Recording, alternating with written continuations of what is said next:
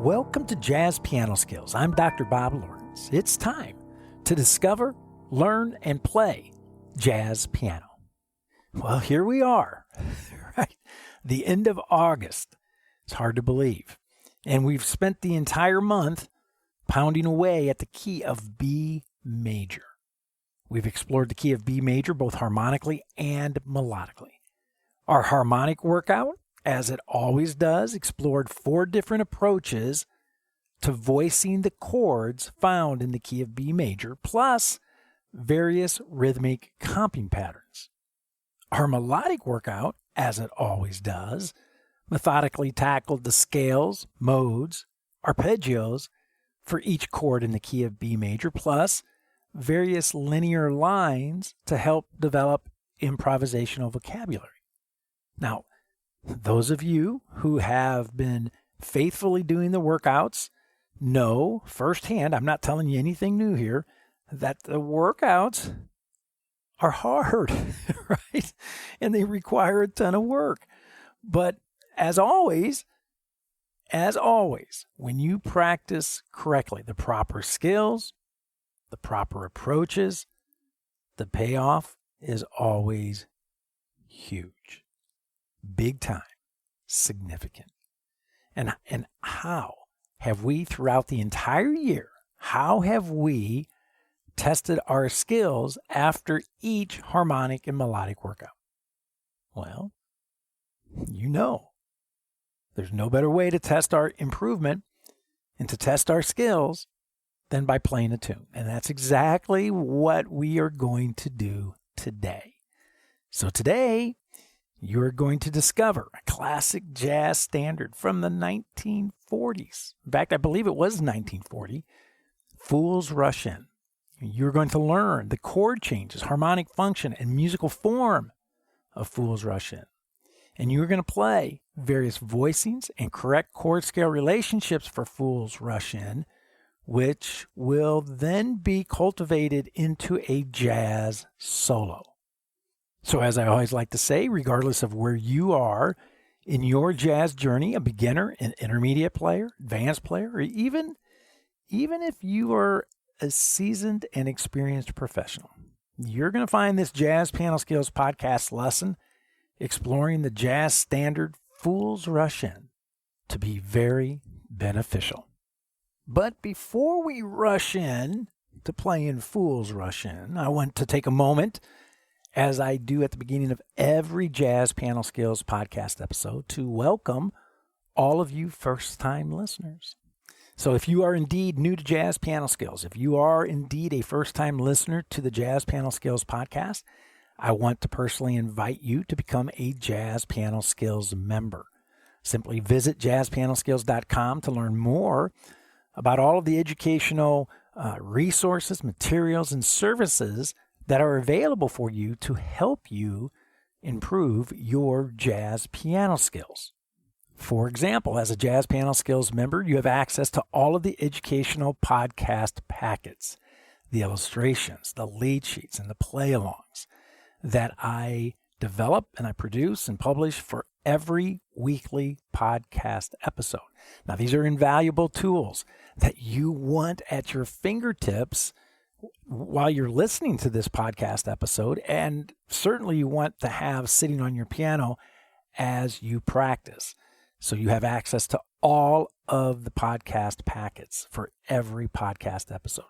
As a Jazz Piano Skills member, you also have access to the online sequential jazz piano curriculum. Now, this is a curriculum that is loaded with comprehensive courses, all of them using a self-paced format. There are educational talks, interactive media, video demonstrations of the jazz piano skills being taught in all 12 keys. There are play-alongs and much, much more. You also, as a Jazz Piano Skills member, have a reserved seat in the online weekly masterclasses. Essentially, these masterclasses are a 1-hour online lesson with me every single week. As a Jazz Piano Skills member, you also have access to the online interactive fake book, which grants you access to jazz standards from the Great American Songbook. You'll enjoy the lead sheets outlining each tune's chord changes, as well as the harmonic function of each tune. You'll learn about the chord scale relationships. There are play-along files, historical insights, inspirational recordings, and so much more. The interactive fake book is an ever-growing collection of tunes that you should absolutely discover, learn, and play. You also, as a JazzPianoSkills member, you have access to the private online JazzPianoSkills community, which hosts a variety of engaging forums. There are podcast-specific forums, course-specific forums, and of course, there are just general jazz piano forums for you to enjoy, for you to engage, interact with other JazzPianoSkills members. And last but certainly not least, as a JazzPianoSkills member, you have access to unlimited private, personal, and professional educational support provided by me whenever and as often as you need it. So once again, when you have a few minutes, visit JazzPianoSkills.com to learn more about all of the educational opportunities that await you and how to activate your membership. Now, once you're there, if you have any questions, please let me know. There are several membership plans to choose from, and I'm quite certain there is one that is perfect for you. But nevertheless, let me know if you have any questions. I'm always happy to spend some time with you, always happy to help you in any way that I can. All right. Well, let's discover, learn, and play piano. Let's discover, learn, and play the great jazz standard, Fools Rush In. Okay, as I mentioned earlier, the last few weeks, the month of August, it's been pretty intense, right? With our key of B major harmonic workout and our key of B major melodic workout, right? The harmonic and melodic workouts are hard enough hard enough when they're in keys that we're familiar with, right? Like C and F and B flat. But really, the key of B, that just adds an extra layer of complexity to deal with. So our harmonic workout, melodic workouts for the key of B major, no doubt, pretty intense. Now, our harmonic workout was an extensive exploration of 4 very specific approaches to playing sound harmonically. In other words, playing chords. And our exploration was not simply about playing the 7 chords in the key of B major. It was about how to approach voicing those chords so that you are playing stylistically correct sounds, right? In other words, your chords sound like jazz. So we looked at basic block shapes and root position and first, second, and third inversions. We looked at traditional left-hand 3-note shell voicings. We looked at contemporary chordal voicings for our left hand. And then we also looked at our 2-handed voicings as well. All of them, of course, right? All of them need to be in your arsenal. Right? Now, our melodic workout, on the other hand, was a thorough investigation of ascending and descending scale and arpeggio motion through each of the 7 chords in the key of B major. Now, our primary focus was to begin developing what I like to call root independence, by shifting the entry points of our scales and arpeggios from the root of the sound, which is typically how everyone plays them, to launching from the 3rd, the 5th, and the 7th of the sound. Now, if you have never intentionally played scales and arpeggios, varying your entry and destination points, then these melodic workouts, without doubt, are very challenging, but also very rewarding. So the whole point of our key of B major harmonic workout and our key of B major melodic workout, the whole point, right, is to prep us for applying our skills to tunes. So today, we take those practice approaches that we have explored over the past few weeks in the month of August, and we apply them to Fools Rush In. And not only are we going to put our harmonic and melodic jazz piano skills to work within a jazz standard, we will also use our jazz piano skills to construct and play a jazz piano solo over the chord changes found within Fool's Rush In, right? Tons of fun. So, the educational agenda for today is as follows. Number 1, we are going to explore the jazz standard Fool's Rush In, the chord changes, and harmonic function. Number 2, we are going to discover, learn, and play various voicings for Fool's Rush In. Our blocks, traditional shells, contemporary shells, and two-handed voicings. Number 3, we are going to discover, learn, and play the chord-scale relationships for Fool's Rush In. In other words, the appropriate ascending and descending scale and arpeggio motion. And number 4, we are going to discover, learn, and play a jazz piano solo for Fool's Rush In, using 100% diatonic scale and arpeggio motion, and focusing on various essential rhythms that we have been exploring throughout the year, and especially the 16th note pairs, which were introduced here in the month of August. And number 5, we are going to continue using a very relaxed bossa groove of 85, right? It's the same groove, same tempo that we have used throughout the entire month, exploring our key of B major melodic and harmonic workouts. So, wow, we have a lot to get done today. So if you are a Jazz Piano Skills member, I want you to take just a few minutes right now, hit the pause button here. I want you to download and print your podcast packets, the illustrations and the lead sheets. Again, you want to have these in your hands as you listen to this podcast lesson. Again, you have access to all of these podcast packets, and you should be using them, right? Not only when listening to this podcast, but of course, when practicing as well. And if you are listening to this podcast on any of the popular podcast directories, such as Apple or Google, Amazon, Spotify, iHeartRadio, Pandora, and on and on and on, then be sure to go directly to JazzPianoSkillspodcast.com. Go directly to the JazzPianoSkillspodcast.com website to download the podcast packets, and you will find the active download links within the show notes. Okay, one final but extremely important note that I mention every single week, that if you are thinking that Fool's Rush In and the various scales that we are about to discover, learn, and play, if you're thinking that they are somehow over your head, then I would say to you, sit back, relax, and continue to listen. Continue to grow your jazz piano skills intellectually by listening to this podcast episode. Right? All skills are over our heads when first introduced, which is precisely why our first step to improving our musicianship is listening.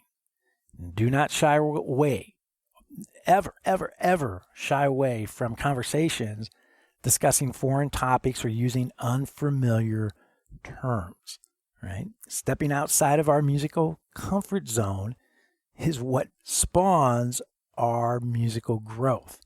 Now, you have all heard me say this a million times. All musical growth begins upstairs, mentally, conceptually, before it can come out downstairs physically in your hands.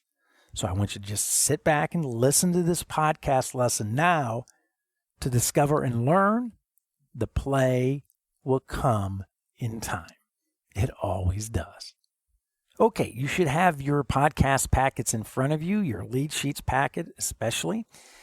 And just make sure that you have 11 lead sheets in your packet, skill 1 through skill 11. We're going to walk through these here today. So I want to make sure that you have all of them in your hands. So we're going to start with skill 1. And you'll see there for Fool's Rush In, this is your basic traditional lead sheet. Chord changes only, right? Chord changes only. Now the form of Fool's Rush In is what we call an A-B-A-C format, right? Now typically The two most common forms, AABA or ABAB, right? Those are the two most common forms found throughout the Great American Songbook. But here's a great example of one that deviates from that, right? Just slightly. So Fools Rush In is an ABAC format. Now, do not let the rehearsal markings on your lead sheet, the letter A, B, C, and D, do not confuse that with musical form. Those are what we call rehearsal markings. Those are just denoting each of the 4 sections of this lead sheet. Okay? So, the tricky thing here with Fools Rush In, it's typically, I believe the standard key is the key of C. And of course, we're playing it today and we're studying it today in the key of B major. And of course, what makes it difficult is just the unfamiliarity of the nomenclature, right? For instance, in measure 3, we see a D sharp minor 7.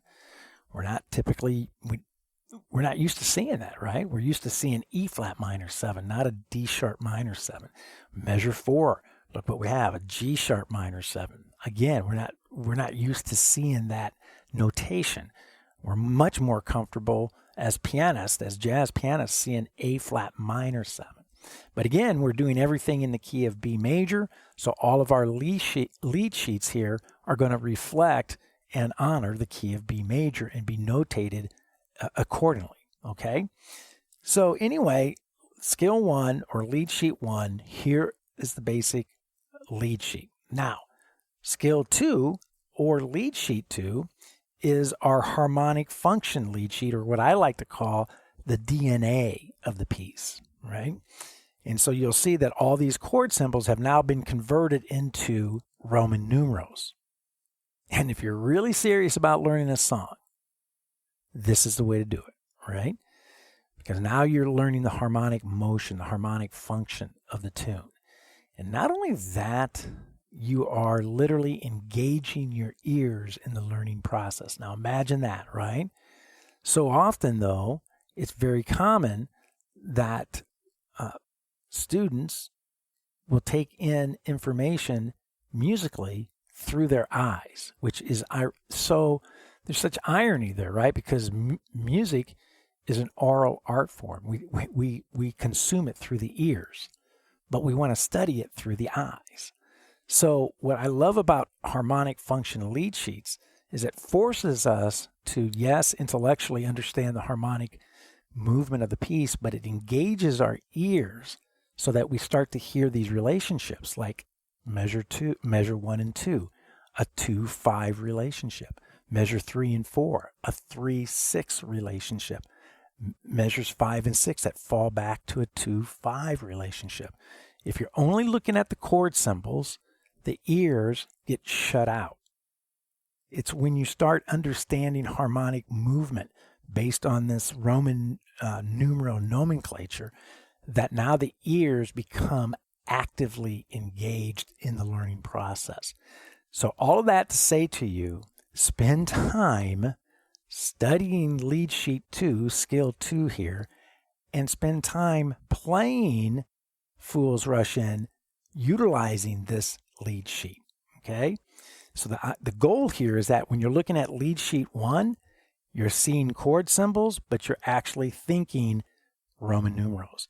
Lead sheet 2 or skill 2, you're seeing Roman numerals, but you're able to think chord changes, okay? So lead sheet 1, lead sheet 2, very important, okay? Now, with all that being said, let's turn our attention to skill 3 or lead sheet 3. Now you have Fools Rush In, we have our chord changes, we have our block voicings, our block chords illustrated here.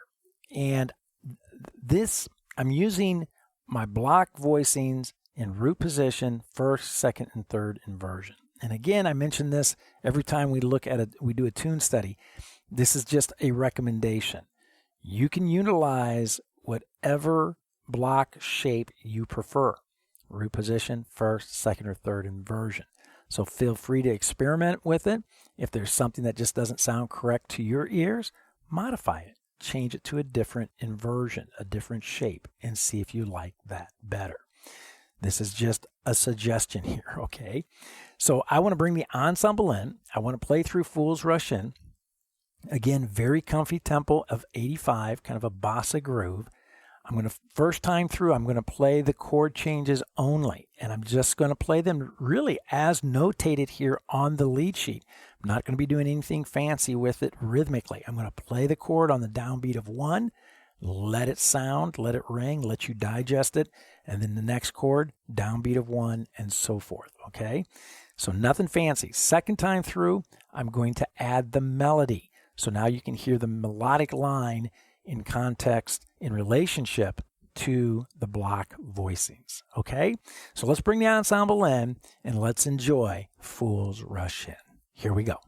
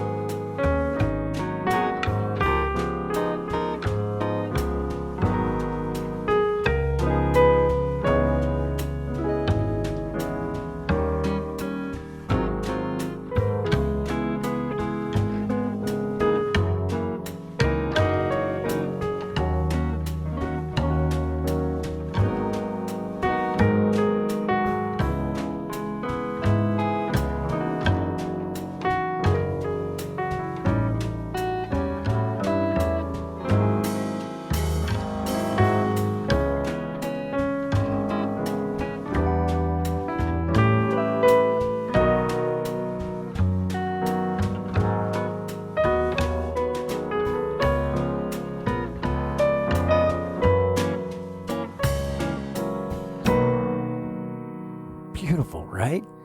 Now, I mention this every time we do a tune study as well. If this is where you are, in other words, your understanding of voicing are these block chords in root, first, second, and third inversion. Fantastic. Congratulations.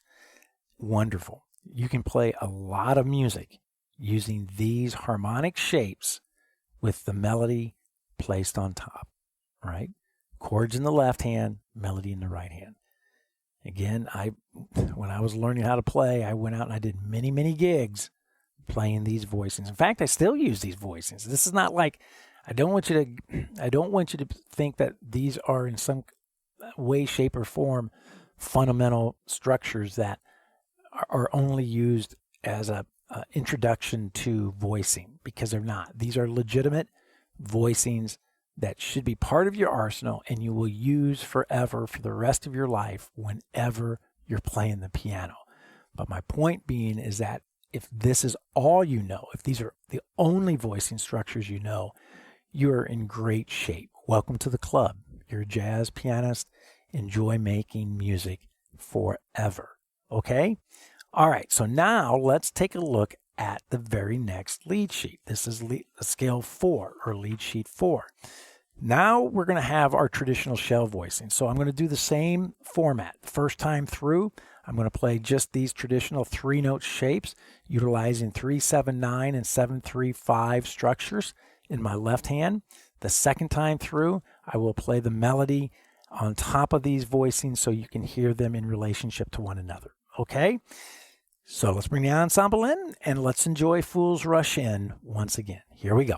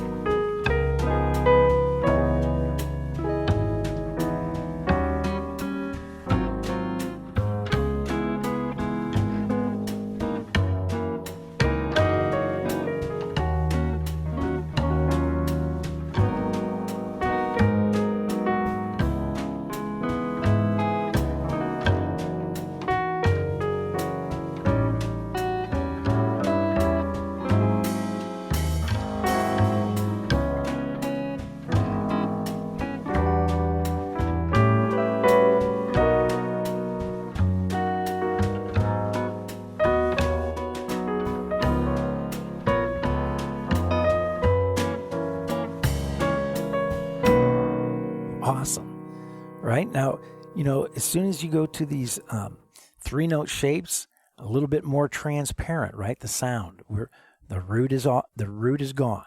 The root in these voicings are gone. And we're utilizing the 3rd and 7th plus an additional note, like the 9th or the 5th added in. Okay? So, again, classic voicing structures that should be part of your arsenal. Enjoy studying these structures.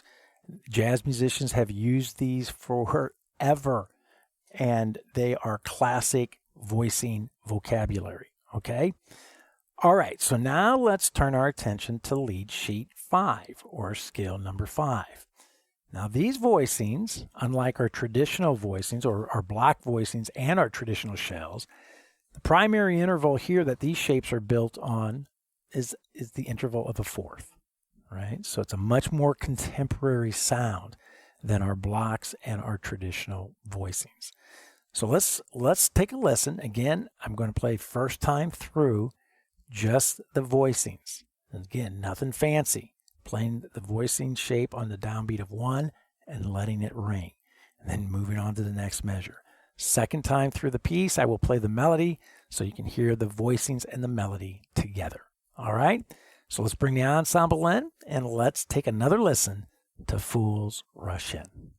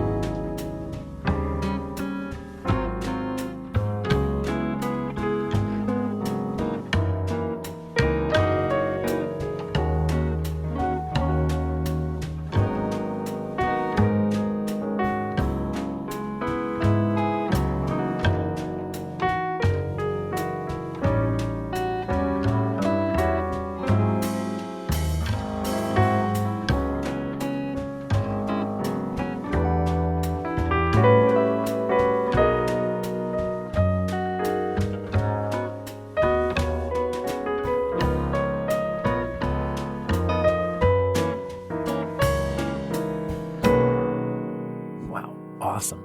Love those shapes. Now, it's interesting. I want you to, a good little experiment would be to put your block voicings lead sheet next to your traditional shells lead sheet, next to your contemporary shells lead sheet.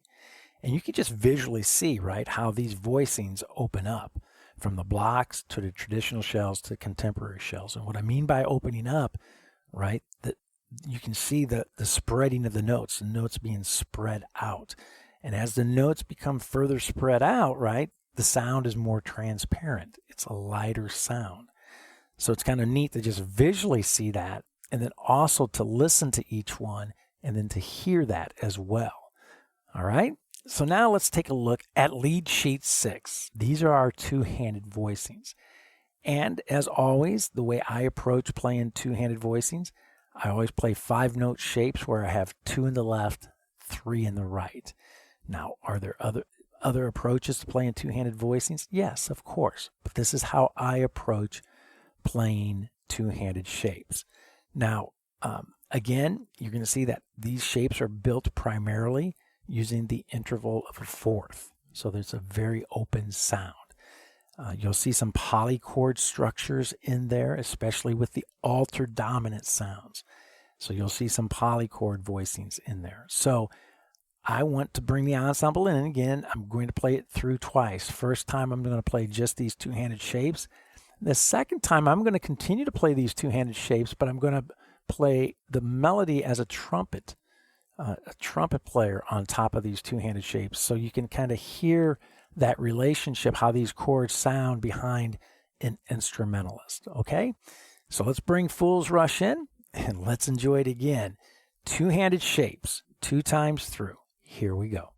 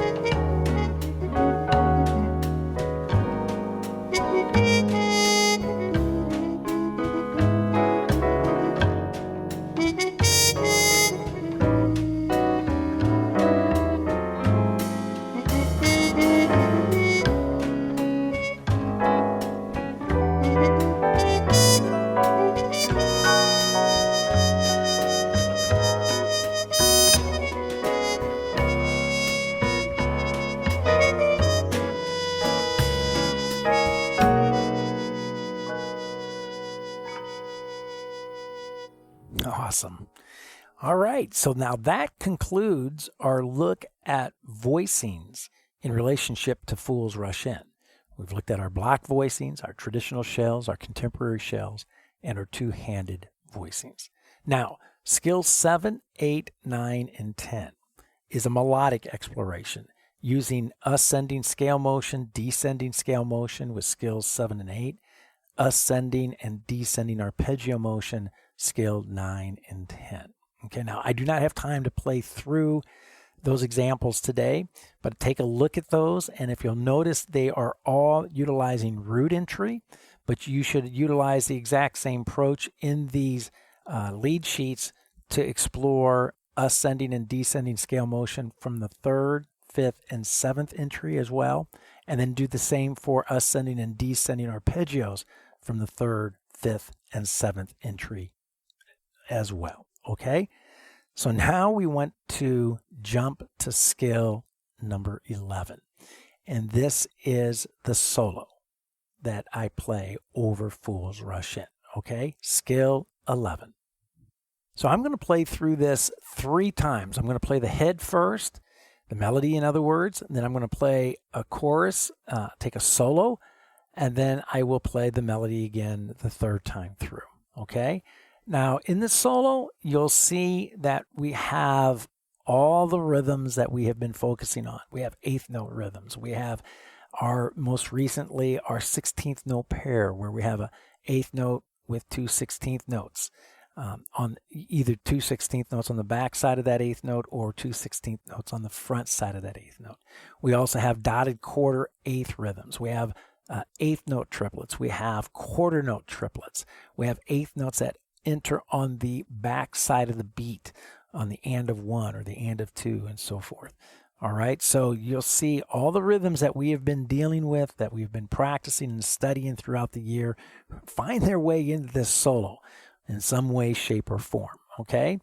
So let's bring the ensemble in, and let's enjoy Fool's Rush In 3 times through, melody first, and then solo, and then melody again. And by the way, I'll be using a whole lot of different voicings, so some chordal shapes, some blocks, some 3-note traditional shells. It all kind of gets mixed in there, okay? So here we go. Let's enjoy Fool's Rush In.